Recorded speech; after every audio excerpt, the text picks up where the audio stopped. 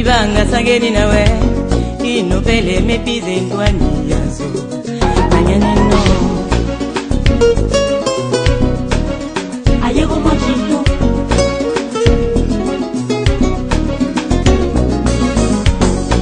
agwera makalo agweli makalo impua sambo wozo winchindego umbeni mie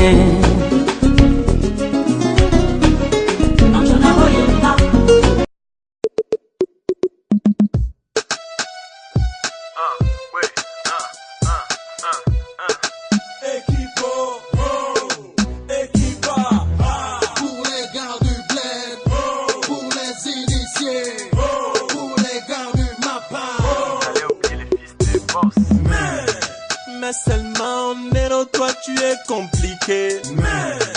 Mais seulement, Mélo, ballon au petit filet.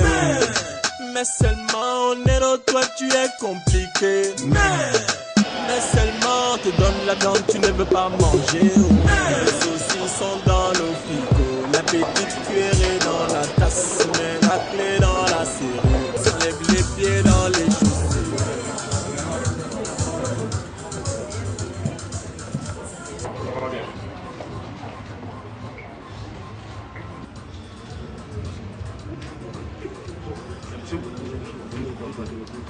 Bonjour, ce matin, la Fédération gabonaise de handball par ma voix, en son nom bien sûr, et au nom du ministère dont elle est tributaire, vous souhaite la plus cordiale des bienvenues dans cet auditorium de la maison Georges Raouli, par ailleurs sanctuaire de l'information Méline-Gabo, à l'occasion de l'arrivée, pour une seconde fois à Libreville, de Luc Abalo qui, pour vous, n'est plus à présenter. Nous rappelons tout de même à toutes fins utiles qu'il est triple champion d'Europe, double champion du monde, double champion olympique et il évolue actuellement au Paris Saint-Germain sous le maillot numéro 19. Quant à vous, cher Luc Abalo, l'année dernière, vous nous faisiez déjà l'honneur de venir à Libreville et le fait que vous avez accepté d'y revenir une seconde fois témoigne du souvenir gracieux et tout à fait agréable que vous en avez gardé.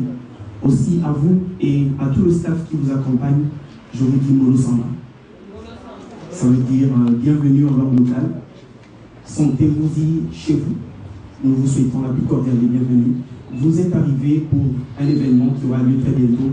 Mais pour vous en parler avec force détail, recevons plutôt le docteur Nicolas Sélé, par ailleurs président de la Fédération gabonaise de handball.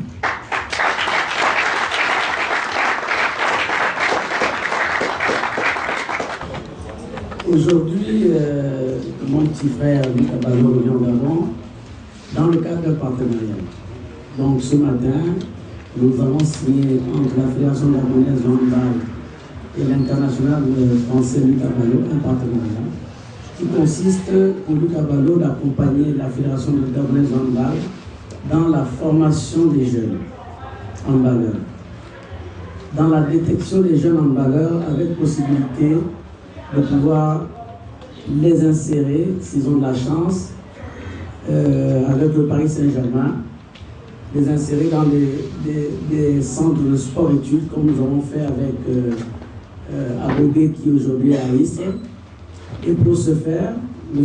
Luc nous a amené un entraîneur, qui est ici à ma gauche, entraîneur qui sera à notre disposition pendant 6 mois, pour mettre en place une vision, pour mettre en place une formation beaucoup plus accentuée vers les jeunes filles, parce que vous savez qu'au niveau de handball gabonais en ce moment, nous avons un grand retard chez les filles.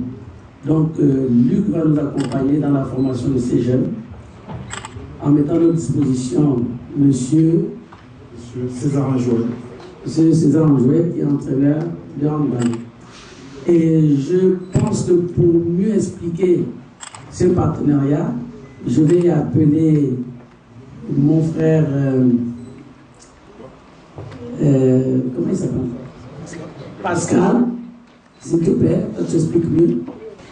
Bonjour, donc mon nom c'est Pascal Gambrin, je suis agent de Luc Abalo depuis pratiquement 13 ans.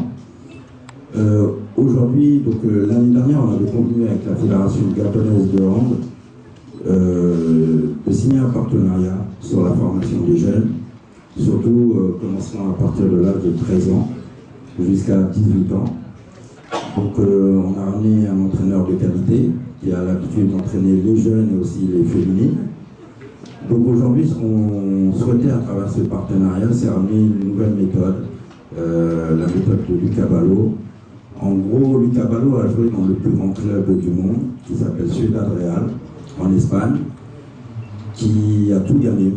Donc Ciudad Real a gagné tous les titres avec une méthode qui est unique, qu'eux-mêmes ont au niveau des entraînements et au niveau du jeu. Et c'est l'entraîneur Kutchebayev, donc le meilleur entraîneur du monde, qui a enseigné à Luc toute cette méthode.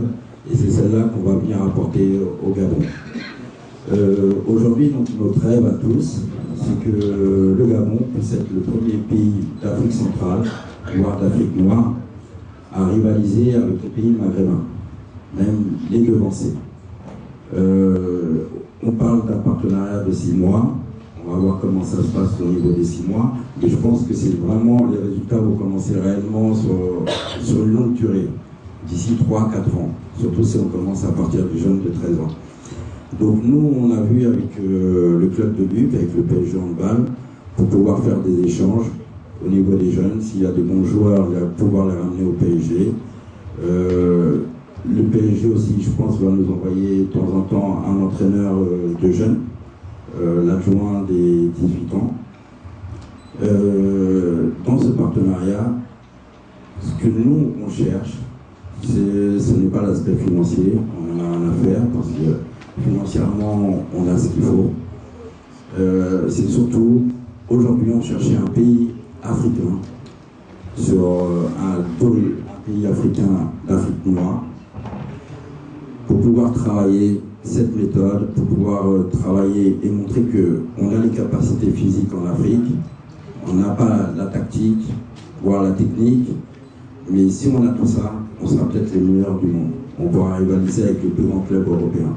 Et Luc a été pris il y a 1 an par ce projet, parce que c'était son rêve, parce que c'était notre rêve à tous, de pouvoir enfin travailler sur l'Afrique et d'avoir trouvé une structure capable de recevoir tout ce qu'on veut leur donner. Parce que ce qu'il faut dire, c'est que la Fédération gabonaise de hand, aujourd'hui, n'a rien à envier à la France.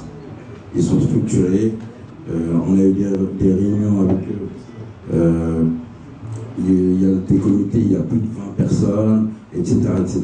Et tout est structuré à chaque échelon. Mais je pense que Mme Massélé y est pour beaucoup, même énormément dans le handball au niveau du Gabon. Donc voilà, après je ne sais pas quoi d'autre ajouter, mais je pense qu'on va y arriver, donc je suis sûr qu'on va y arriver. Comme je disais, pour ça, il faut la rigueur, il faut le sérieux. Nous on l'a, la fédération gabonaise là, on nous donne les moyens pour le faire, donc je pense qu'il n'y aura pas de problème. D'ici 3-4 ans, le Gabon fera peut-être partie, même je pense fera partie des 2 meilleures, voire les 3 meilleures nations africaines. Donc voilà.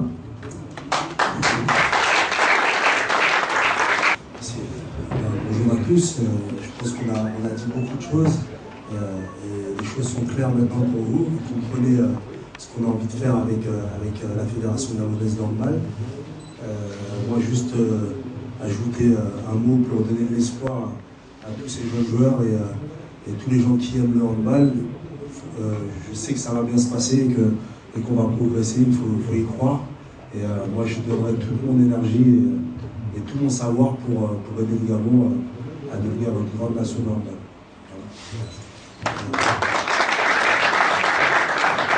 La question est celle-ci par rapport au partenariat de 6 mois. Quels seront les critères des jeunes Gabonais qui pourront engranger au PSG? Les critères, c'est simple. Dans le sport, ce qu'on veut, c'est la performance. À un moment, il faut que les jeunes soient bons. C'est tout. Il n'y a pas de critères de taille, de poids. C'est juste quand les joueurs auront un certain niveau et qui seront vus et que les entraîneurs en France les trouveront intéressants, je pense qu'ils les appelleront. Je voulais savoir, Madame la Présidente, je sais que depuis un certain temps, vous avez pris la tâche avec les entraîneurs croates pour essayer un peu de redynamiser les équipes nationales. Qu'est-ce qu'ils vont devenir par rapport à ce nouveau partenariat? ça ne change rien. L'abondance de biens ne nuit pas. Et vous savez qu'en matière de sport collectif, on n'a pas besoin que d'un seul entraîneur. Logiquement, si on était bien structuré, très bien structuré, et qu'on avait beaucoup de moyens, on devait avoir un collège d'entraîneurs. Un entraîneur pour les gardiens, un entraîneur pour l'attaque, un entraîneur pour la défense, un entraîneur préparateur physique, etc. Et c'est vers là où nous voulons aller. Un entraîneur pour les jeunes filles, un entraîneur pour les jeunes garçons, un entraîneur pour les seniors. C'est un peu comme la médecine. Et chaque partie du corps a un spécialiste. Et c'est la même chose en handball. Donc, lui qui arrive pour 6 mois, c'est un entraîneur pour la formation des jeunes. Une fois que vous venez ici au Gabon, vous avez certainement regardé les jeunes handballeurs gabonais jouer. Tout à l'heure, votre manager parlait de rivaliser avec les pays maghrébins. Mais qu'est-ce qui manque aux handballeurs gabonais aujourd'hui pour que demain ce handballeur soit plus fort qu'aujourd'hui? Moi, je dirais qu'il manque pas grand-chose, il manque surtout des exemples. Ça veut dire l'occasion de s'entraîner avec...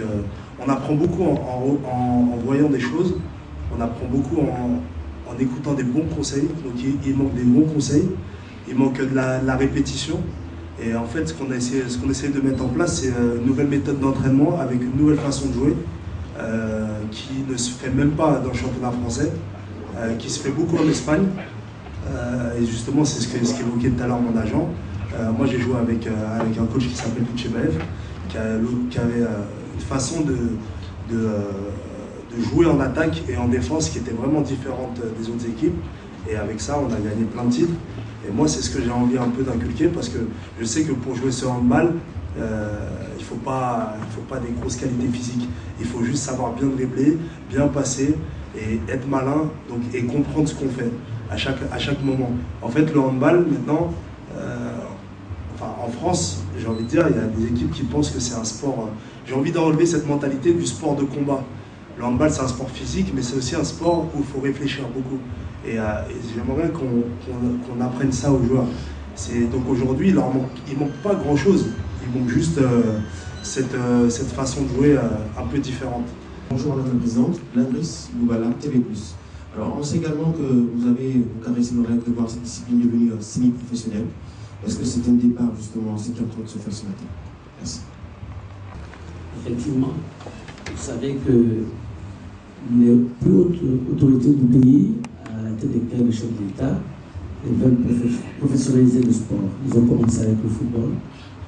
Mais nous, au handball, nous avons souhaité ne pas passer directement au professionnalisme, passer par le semi-professionnalisme, pour qu'entre-temps, nous puissions mettre tout en place pour que, quand le professionnalisme arrivera en temps plein, nous serons prêts. Et effectivement, nous commençons avec ce genre de partenariat. Mais aussi parce que, si nous le faisons, c'est parce que nous savons que l'État ne peut pas tout gérer. Il faut être réaliste. Il y a 19 fédérations sportives au Gabon, et l'État ne peut pas avoir les moyens de financer à 100% toutes les fédérations et toutes les disciplines. Et nous sommes une association à but non lucratif. Donc en tant qu'association, nous devons nous-mêmes aller chercher les moyens. Les moyens ne sont pas forcément des moyens financiers. Les moyens, c'est aussi ce genre de partenariat. Parce que hier, par exemple, quand Luc Abalo et sa délégation arrivent à SS Moana et décident d'en faire un petit creuset du handball, ce sont des moyens. Prendre un entraîneur 6 mois au Gabon, ce sont des moyens. Donc les moyens ne sont pas forcément financiers. Les moyens, c'est à travers des partenariats. Quand j'ai l'ouverture d'avoir par exemple 2 places au PSG pour placer 2 joueurs, et ce sont des moyens. Et c'est tout cela que nous mettons en place parce que nous voulons aller d'abord vers le semi-professionnalisme. Et comme disait Luc, c'est vrai, il faut une nouvelle méthode, il faut un temps de jeu, il faut beaucoup de compétition pour évoluer. Mais je crois aussi que les ressources humaines sont importantes. Et je pense aussi que l'environnement du joueur est important. Parce qu'un joueur, en fonction du travail qu'il donne sur le plan physique, il faudrait que quand il rentre chez lui, il puisse compenser ça nutritionnellement. Il faut qu'il soit suivi médicalement. Et c'est tout cela que nous voulons mettre autour du semi-professionnalisme. La prise en charge complète du joueur pour lui permettre de pouvoir être fin prêt, pour pouvoir fermer le fossé qui est entre le Maghreb et l'Afrique noire. Madame la Présidente, au niveau de la formation, de la détection, puisque Luc Abalo vient avec tout son staff, est-ce que les entraîneurs gabonais, la direction technique pourraient aussi bénéficier de cette formation? Parce que si on veut bien que le handball gabonais soit performant, il faudrait aussi former les formateurs. Une deuxième question, c'est au niveau du handball féminin. Est-ce que c'est possible que les femmes aussi signent des contrats? Si vous avez suivi mon parcours à la Fédération gabonaise de handball, vous comprendrez aisément qu'avec la formation des jeunes, je soucie toujours la formation des formateurs. Et si vous voyez bien dans la salle, vous avez le directeur technique national qui est entièrement dans ce programme. Il faut qu'on sache, le problème chez nous en Afrique noire, c'est que quand on amène un expatrié, le Gabonais pense qu'il veut venir prendre sa place. Il ne fait pas l'effort d'apprendre. Ou alors le risque, c'est qu'il vient faire un stage, dès qu'il a son diplôme, il va le plaquer dans sa chambre, et puis il ne pratique pas ce pourquoi il a eu ce diplôme. C'est ça le mal de notre pays, enfin en Afrique en général et au Gabon en particulier. Donc, nous avons mis en place un programme qui fera en sorte que là où l'entraîneur passera, les entraîneurs du club, parce qu'on ne va pas seulement le faire, c'est pas seulement la fédération qui va en profiter à travers le pôle cadet ou à travers les jeunes présélectionnés gabonaises. Il fera le tour des écoles de handball que nous avons sur place. Nous avons des écoles de handball au Gabon. Il ira leur apprendre de nouvelles techniques de travail avec les entraîneurs. Et derrière, dans les 6 mois, il faudrait que l'entraîneur national et le staff qui sera mis en place fassent le tour pour vérifier effectivement que ces entraîneurs appliquent ce qu'ils ont appris pendant 6 mois. Donc les entraîneurs travailleront avec l'entraîneur qui est là dans la formation des jeunes. Maintenant, en ce qui concerne les dames, pour le moment, le PSG, pour le moment, nous sommes vraiment en avance en matière de formation chez les jeunes garçons. Parce que vous savez que depuis 2000, nous avons mis en place un pôle cadet qui aujourd'hui nous a donné quand même la crème de l'équipe nationale du Gabon aujourd'hui, après 3 générations. Donc, nous sommes déjà en avance sur ce point et c'est là que nous pouvons aujourd'hui faire des placements.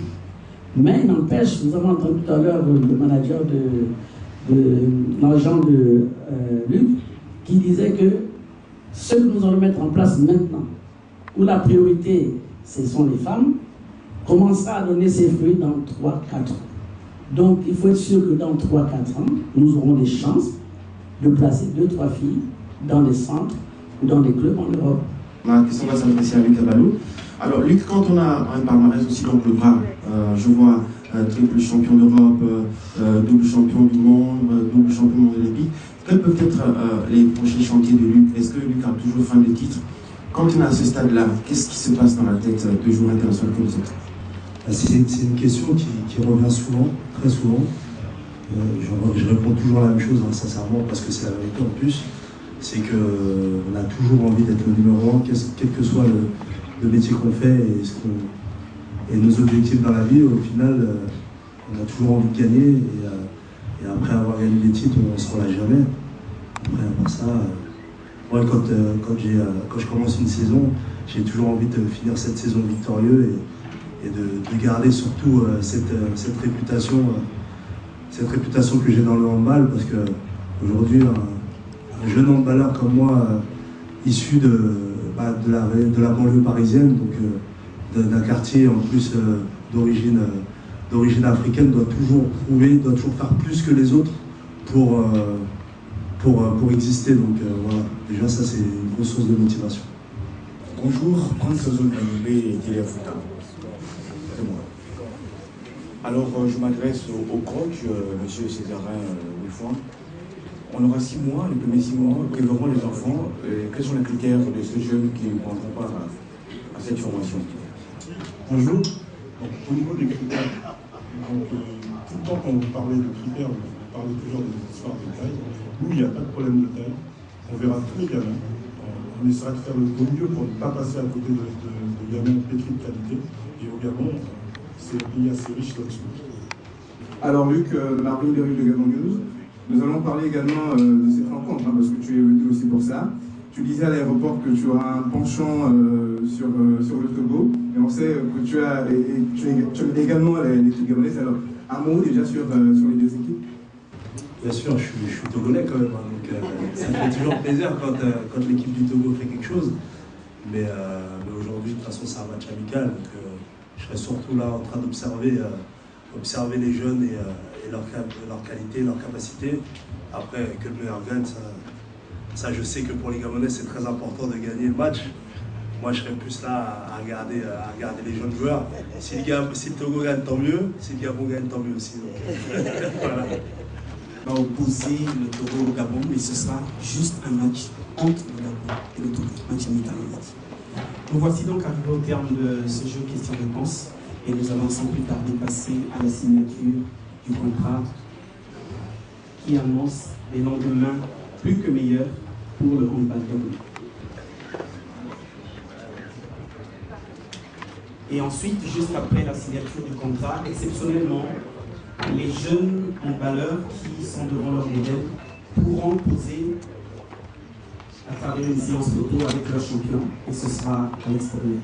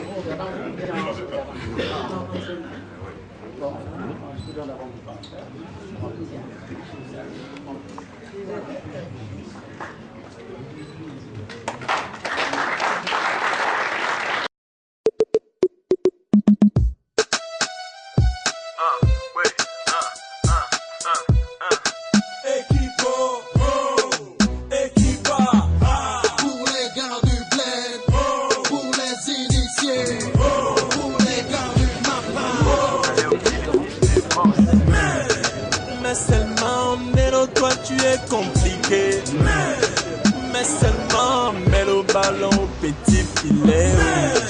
Mais seulement, Nero, toi tu es compliqué. Mais seulement, te donne la viande, tu ne peux pas manger. Les saucissons dans le frigo, la petite cuillerée dans la tasse, mais la clé dans la serrure. Enlève les pieds dans les chaussures.